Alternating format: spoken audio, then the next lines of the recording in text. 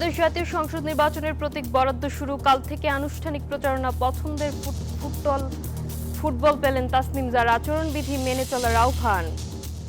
2 দশক পর রাতে সিলেট যাচ্ছেন তারেক রহমান, মাজার জিয়ারতের পর কাল যোগ দেবেন নির্বাচনী সমাবেশে, জানালেন নির্বাচন পরিচালনা কমিটির মুখপাত্র। কর্মীদের উপর হামলার ঘটনায় রাজধানীতে জামায়াতের বিক্ষোভ মিছিল, ফ্যাসিবাদের মতো ভোটের পরিবেশ তৈরি করলে সমুচিত জবাব দেবে যুব সমাজ, বললেন দলটির আমির। 6 মাস পর হাসপাতাল থেকে বাড়ি ফিরল মাইলস্টোন দুর্ঘটনায় চিকিৎসাধীন শিশু আবিদ। গুলশানে আহতদের পরিবারের সঙ্গে কথা বললেন বিএনপি চেয়ারম্যান।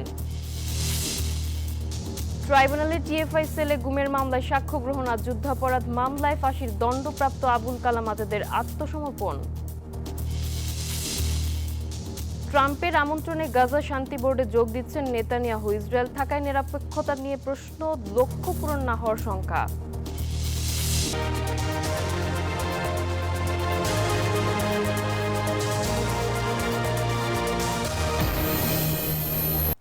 স্বাগত নিউজ 24 সংবাদে, সঙ্গে আছে আমি নাফিস সামান। দেখছিলেন বিআরবি কেবল সংবাদ শিরোনাম। শুরুতেই জেডএসআর নির্বাচনের পথে।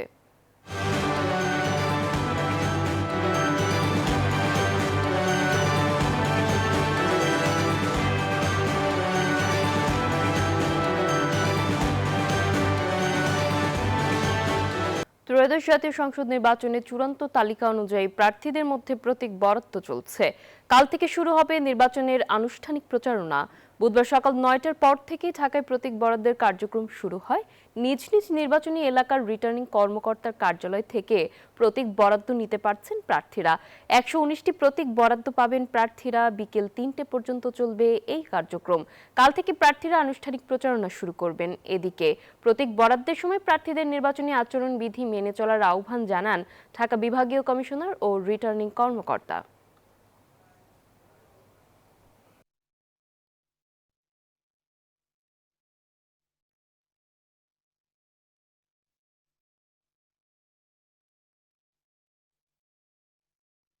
আমি নির্বাচনে ফুটবল মার্কাতে প্রতিদ্বন্দ্বিতা করছি আগামী জাতীয় সংসদ নির্বাচনে। আগামীকাল থেকে নির্বাচনী প্রচারণার ক্যাম্পেইন আমরা শুরু করব। আমরা যেই রাজনীতিটা সামনে দেখতে চাই, স্বচ্ছতা এবং জবাবদিহিতার রাজনীতি, তার ভিত্তিতেই আমাদের ক্যাম্পেইন চলবে। আমরা চেষ্টা করব আমাদের আচরণবিধি মেনে চলার জন্য, কারণ দীর্ঘদিন পর সমগ্র জাতি একটি অবাধ, সুষ্ঠু, নিরপেক্ষ নির্বাচন দেখতে পাবে। জনগণ বা ভোটাররা তারা যে পরিবেশ প্রত্যাশা করছে সেই পরিবেশ নিশ্চিত হবে না। এই জন্য এই পরিবেশ নিশ্চিত করার জন্য আমি নির্বাচন কমিশনার সহ সংশ্লিষ্ট কর্তৃপক্ষের দৃষ্টি আকর্ষণ করছি। সুষ্ঠু সুন্দরভাবে যদি প্রশাসন যদি আমাদের হেল্প না করে, তাহলে তো আমরা নির্বাচন করতে পারবো না। কর্মী বা সমর্থক যদি আচরণবিধি লঙ্ঘন করে, সেটি কিন্তু ওই প্রার্থীকে বহন করতে হবে, সেটি কিন্তু ওই রাজনৈতিক দলকে বহন করতে হবে। সুতরাং আমার মনে হয় যে আপনার যে কর্মী বাহিনী আছে তাদেরকে আগে সচেতন করেন, যাদের মাধ্যমে ভোট প্রার্থনা করবেন, না হলে কিন্তু এই আচরণবিধি লঙ্ঘিত হবে। প্রতীক বরাদ্দের খবর জানাতে সারা দেশ থেকে যুক্ত হচ্ছেন আমাদের সহকর্মীরা। শুরুতেই যাব ঢাকার রিটার্নিং অফিসারের কার্যালয়ে। সেখানে রয়েছেন আমাদের সহকর্মী বদরুল আলম শাওন। শাওন, প্রতীক বরাদ্দ নিয়ে কি তথ্য আছে এই মুহূর্তে আপনার কাছে, আমাদেরকে জানাবেন।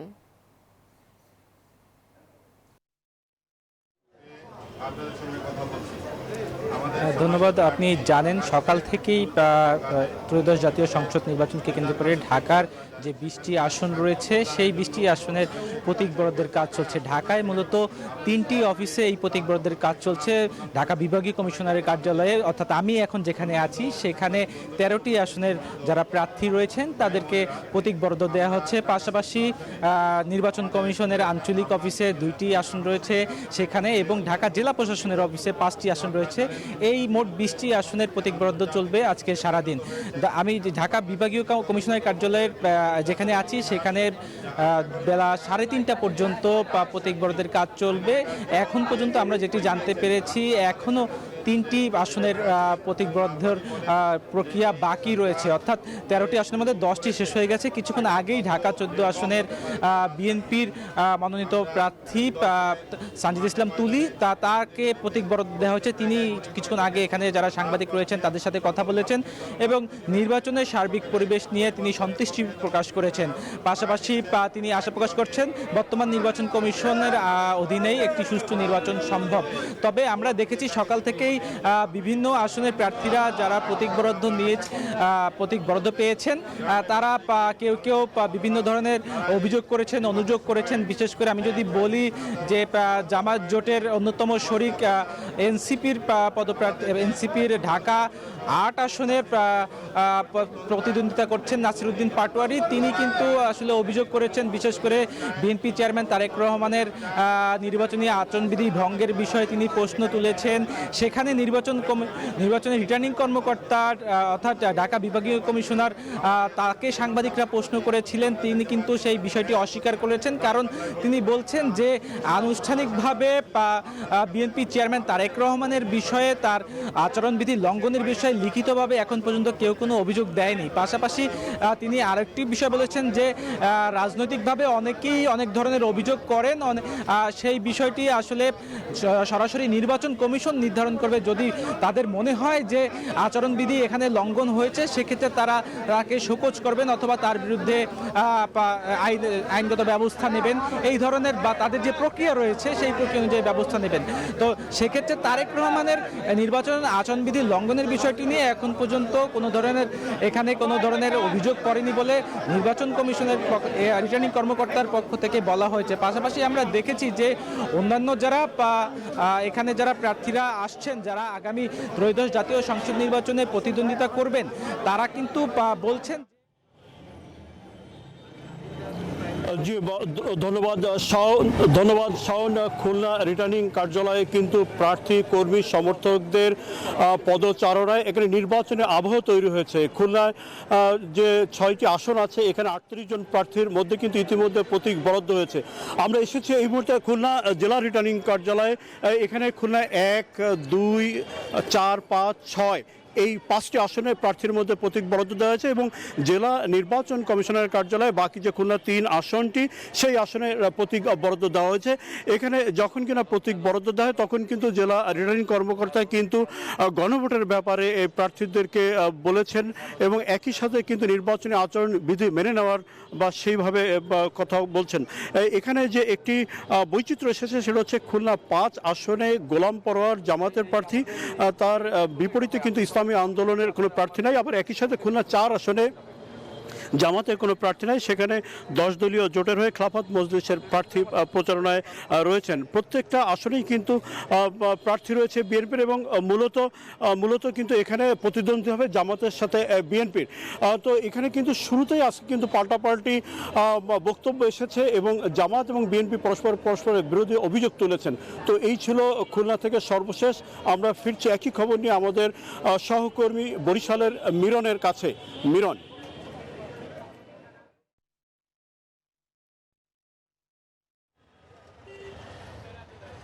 মাকসুদ, আপনি খুলনা থেকে জানাচ্ছিলেন প্রতীক বরাদ্দ হওয়ার পরে প্রার্থী এবং নানান খবর। আমি আছি বরিশালে কিন্তু আজকে জেলা রিটার্নিং কর্মকর্তার কার্যালয়ে অর্থাৎ জেলা প্রশাসকের কার্যালয়ে আজকে কিন্তু সকাল 10:30 থেকে মূলত প্রতীক বরাদ্দ শুরু হয়েছে।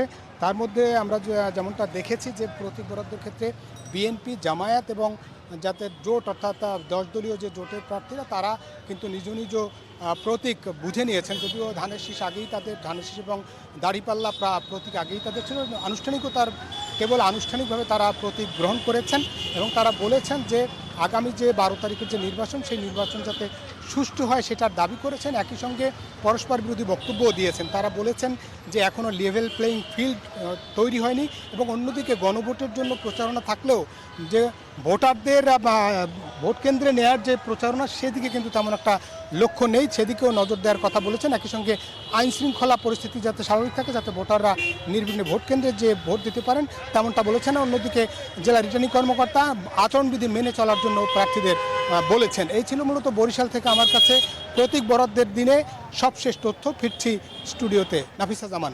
মিরন, ধন্যবাদ আপনাকে।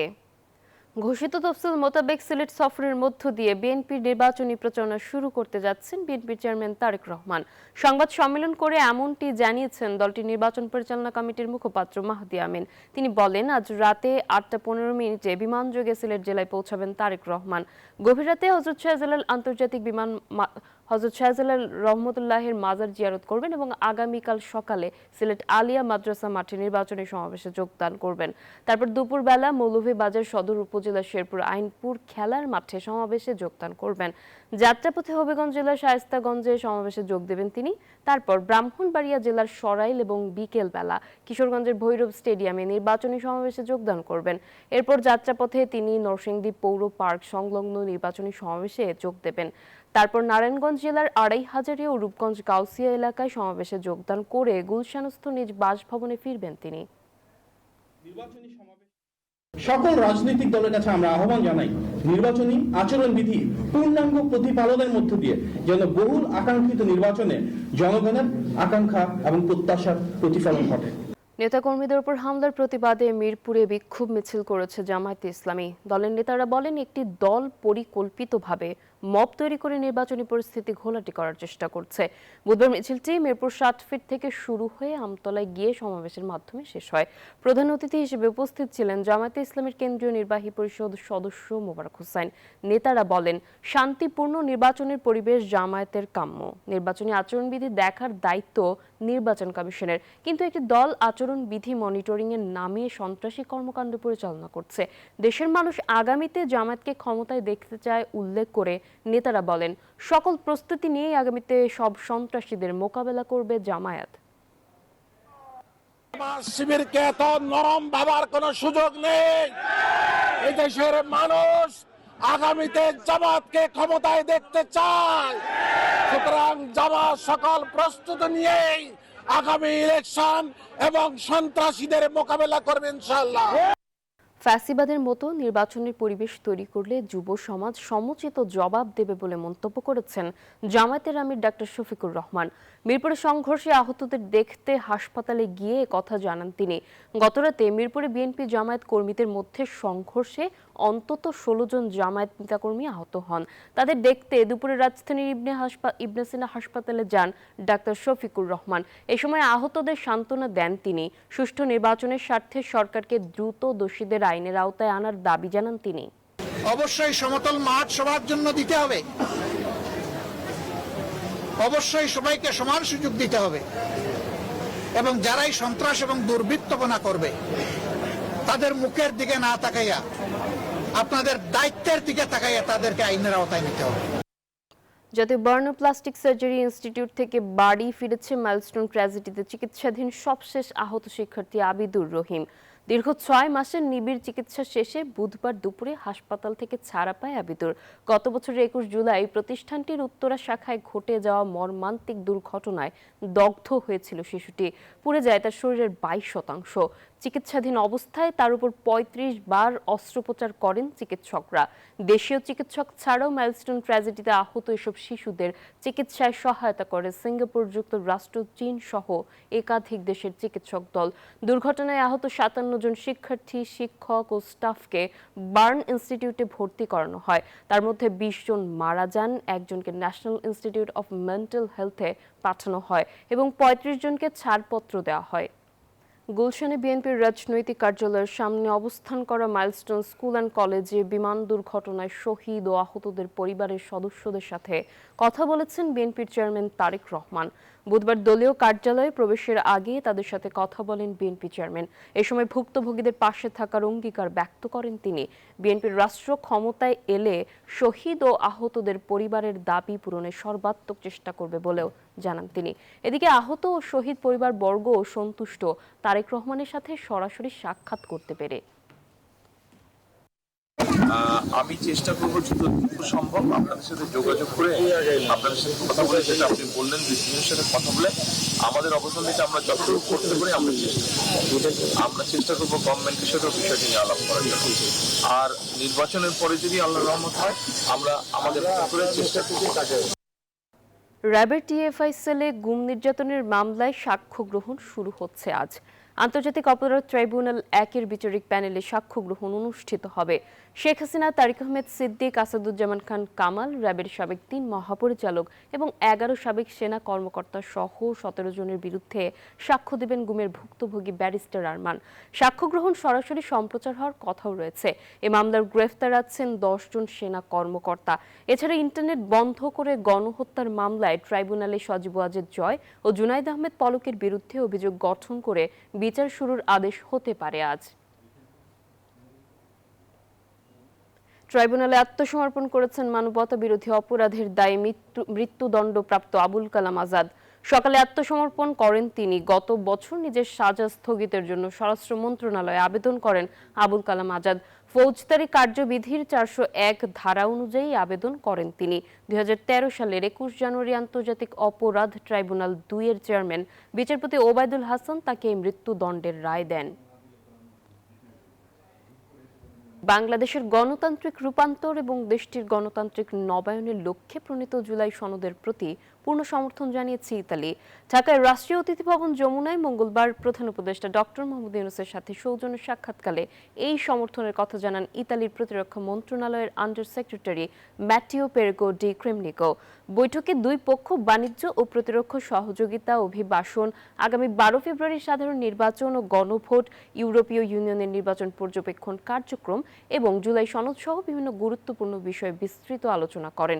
বুধবার প্রধান উপদেষ্টার উপপ্রেস সচিব আবুল কালাম আজাদ মজুমদার এই তথ্য জানান।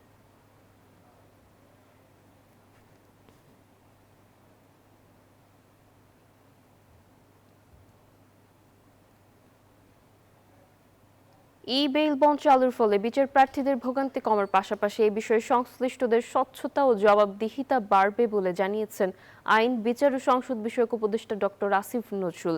বুধবার সচিবালয়ে দ্বিতীয় ধাপে ভার্চুয়ালি দেশের ৮ জেলায় ই-বেইল বন্ড কার্যক্রমের উদ্বোধনকালে এমনটা জানিয়েছেন তিনি। এদিন দ্বিতীয় ধাপে মানিকগঞ্জ, বান্দরবান, মেহেরপুর, জয়পুরহাট, মৌলভীবাজার, পঞ্চগড়, ঝালকাঠি ও শেরপুর জেলায় ই-বেইল বন্ড কার্যক্রমের উদ্বোধন করা হয়। উপদেষ্টা বলেন, প্রচলিত বেইল বন্ড দাখিলের ক্ষেত্রে ১০ থেকে ১২টি ধাপ অতিক্রম করতে হতো। অনলাইন মেইল বন্ড, এটা খুব ফ্র্যাঙ্কলি বলতে কি, এটার আগে যেটা ছিল যে হাতে হাতে করে মেইলটা পৌঁছে দেওয়া, এটা যে আদালতে মঞ্জুর হতো আর এই কারাগারে পৌঁছানো, এর মাঝখানে এমনও আছে সর্বোচ্চ ১০ থেকে ১২টা ধাপ অতিক্রম করতে। আমরা আশা করছি এতে করে যুদ্ধে মানুষের ভোগান্তি হ্রাস পাবে।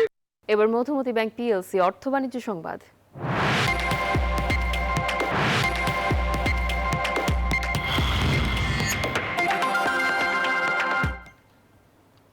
গ্রিনল্যান্ড কেনা নিয়ে মার্কিন প্রেসিডেন্ট ডোনাল্ড ট্রাম্পের চাপ ও নতুন শুল্ক আরোপের হুমকির জেরে যুক্তরাষ্ট্রের সাথে জুলাইয়ে হওয়া বাণিজ্য চুক্তিটি স্থগিত করতে যাচ্ছে ইউরোপীয় পার্লামেন্ট। দুই পক্ষের এই টানাপোড়েনে বড় দরপতন হয়েছে যুক্তরাষ্ট্র ও ইউরোপের শেয়ার বাজারে, কমেছে ডলারের দামও। আগামী ৭ ফেব্রুয়ারির মধ্যে চুক্তি না হলে যুক্তরাষ্ট্রের ওপর ৯,৩০০ কোটি ইউরোর পাল্টা শুল্ক বসাতে পারে ইইউ। ফরাসি প্রেসিডেন্ট ইমানুয়েল ম্যাক্রো কড়া জবাব দেওয়ার পক্ষে থাকলেও পাল্টা ব্যবস্থা না নিতে ইউরোপকে হুঁশিয়ারি দিয়েছে ওয়াশিংটন।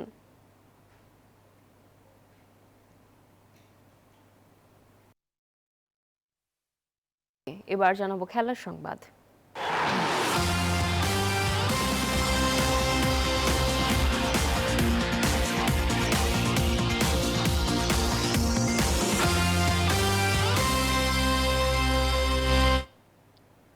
নিরাপত্তা ইস্যুতে বিশ্বকাপে ভেন্যু পরিবর্তন নিয়ে বাংলাদেশের অবস্থানকে এবার সরাসরি সমর্থন জানালো পাকিস্তান ক্রিকেট বোর্ড।